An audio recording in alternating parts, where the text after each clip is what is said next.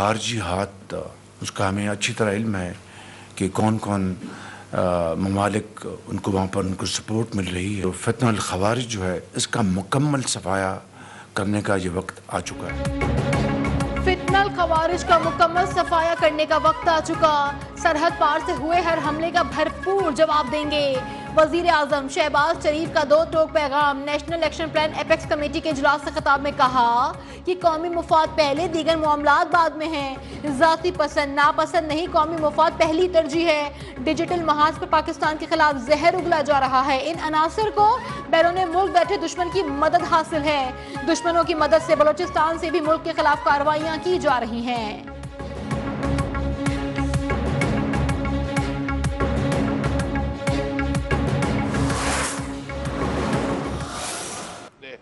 यही तहिया किया है कि मिलकर हमने जो है टेररिज्म का मुकाबला करना है और किसी भी सूरत में टेररिज्म जो है इस मुल्क में जो है हमने बर्दाश्त नहीं करना। मुल्क में किसी सूरत दहशतगर्दी बर्दाश्त नहीं की जाएगी। तय किया है कि दहशतगर्दी का मिलकर मुकाबला करेंगे। एपेक्स कमेटी में अमन अमान पर बात हुई। वजीर आला खैबर पख्तूनख्वा अली अमीन गंडापुर का कहना है 26 नवंबर के एहतजाज के दौरान जो हुआ इस पर वजीर आजम ने खुद बात की। वजीर आजम के सामने अपना मौक़िफ़ भी बयान किया। कुरम में दहशतगर्दी का नहीं, 2 ग्रुप्स का मसला था। कुरम मसले के हल पर जिरगा में इमरान का शुक्रिया अदा करता हूँ। अली अमीन ने 9 मई मामले पर कमीशन बनाने का मुतालबा कर दिया।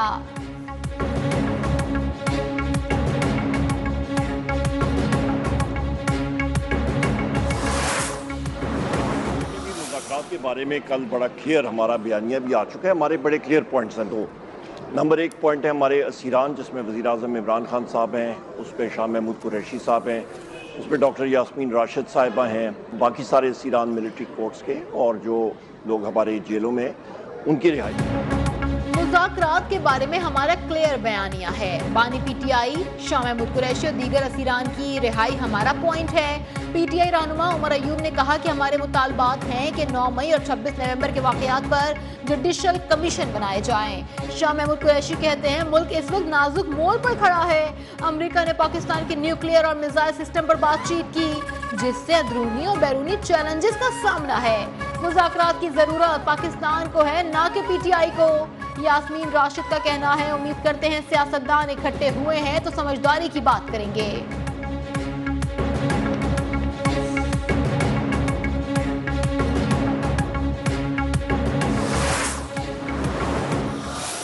केपीके के सीएम हाउस के अंदर बाकायदा इन बलवाइयों को, इन फसादियों के एजाज में तकरीब होती है और तकरीब होकर उनको हल्लाशेरी दी जाती है कि शाबाश, वेरी गुड, बड़ा कारनामा सर अंजाम दे के आए हो।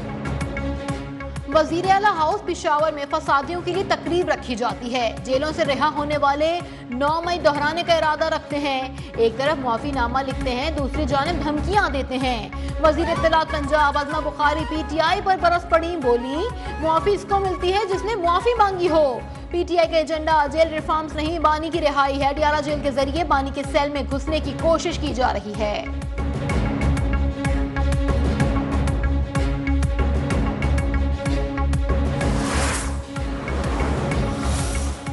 गवर्नर खैबर पख्तूनख्वा फैसल करीम कुंडी ने कहा है कि बानी पीटीआई यू टर्न लेने के आदी हैं। एहतजाज करना हर किसी का जमहूरी हक है। हुकूमत ने पीटीआई को बिठाकर बड़ेपन का मुजाहरा किया। कुरम मुआहदा हो चुका, उम्मीद है इस पर अमल दरामद होगा। मुआहदे पर अमल दरामद से कुरम के लोग सुख का सांस लेंगे।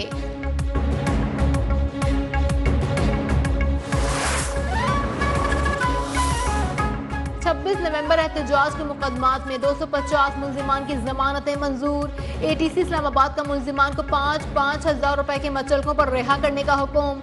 150 मुल्जिमान की जमानत की दरख्वास्तें खारिज कर दी गईं।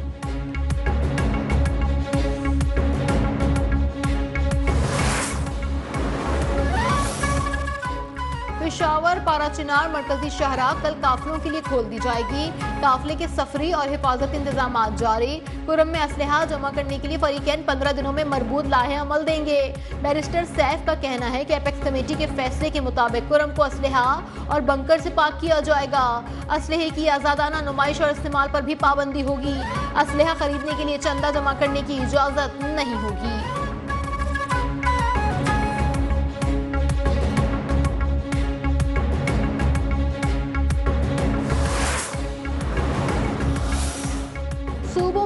मदारिस रजिस्ट्रेशन की कानून साजी का मामला। मौलाना फजलुर रहमान का वजीर आजम शहबाज शरीफ को फोन। सरबरा JUI की कानून साजी के लिए किरदार अदा करने की दरख्वास्त, वजीर आजम की हिमायत की यकीन दहानी। कहा कि सूबों में कानून साजी के लिए वज़राए आला से राबता करूंगा।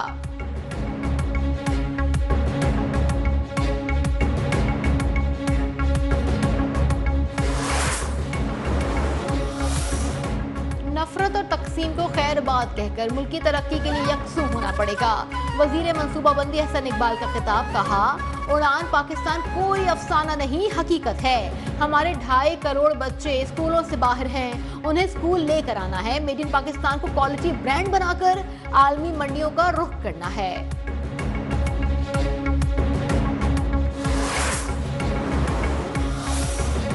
जदीद दौर में इंफॉर्मेशन टेक्नोलॉजी बहुत अहमियत की हामिल है। हुकूमत ने लाखों बच्चों को तरबियती कोर्स करवाए। 5000 ट्रेनर मुकम्मल तरबियत हासिल कर चुके। मईशत की मजबूती के लिए तरबियत याफ्ता नौजवानों की अशद जरूरत है। IT की वजीर शिजा फातिमा का इस्लामाबाद में तकरीब से खिताब। कहा, हुआवे सालाना 3 लाख बच्चों को तरबियत देगा। 17,000 से ज्यादा तुलबा को तरबियत फराहम की जा चुकी है।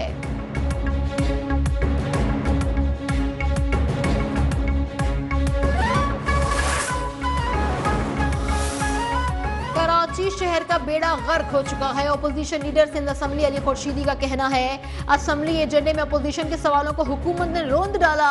आज टोकन एहतजाज किया है। हुक्मरानों को अपना किबला दुरुस्त करना पड़ेगा। डिप्टी स्पीकर हुकूमती अरकान से डिक्टेशन लेकर ऐवान चला रहे हैं। PTI और जमात इस्लामी ने हुकूमत की B टीम होने का सबूत दे दिया।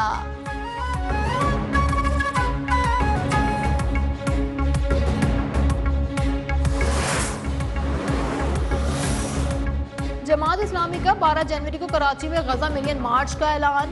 मुनम जफर ने कहा कि इजराइल ने गजा और लेबनान पर जाहिरियत की है। 86,000 से ज्यादा अफराद शहीद हो चुके हैं।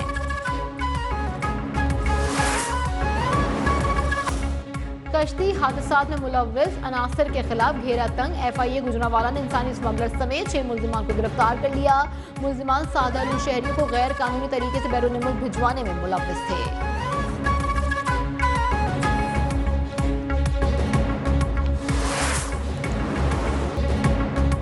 मुल्क के बालाई इलाकों में बर्फबारी, ठंड मजीद बढ़ गई। वादी ज़ियारत और गिरदनवा में सफेदी छा गई। चमन, किला अब्दुल्ला, पश्चिम और कोयटा में बारिश का सिलसिला जारी। कागान, शोगरान, नारान के पहाड़ बर्फ से ढक गए। सयाह खुश, कालाम में भी बर्फबारी से मौसम सर्द हो गया। इस्लामाबाद और गिरदनवा में हल्की बारिश का इम्कान। कराची में कल से सर्दी की शिद्दत दोबारा बढ़ने की पेशगोई।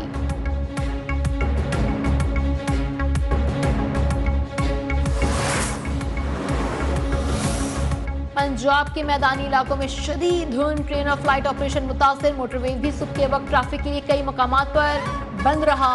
M2 इस्लामाबाद से लाहौर, M3 फैजपुर से जड़ावाला। गुजरात और गिरदनवा में धुंध और स्मॉग के बायस हद निगाह मुतासिर। मोटरवे हुकाम की शहरियों को गैर जरूरी सफर से गुरेज करने की हिदायत। दौरान सफर गाड़ी आहिस्ता चलाने और फोग लाइट्स के इस्तेमाल पर भी पाबंदी।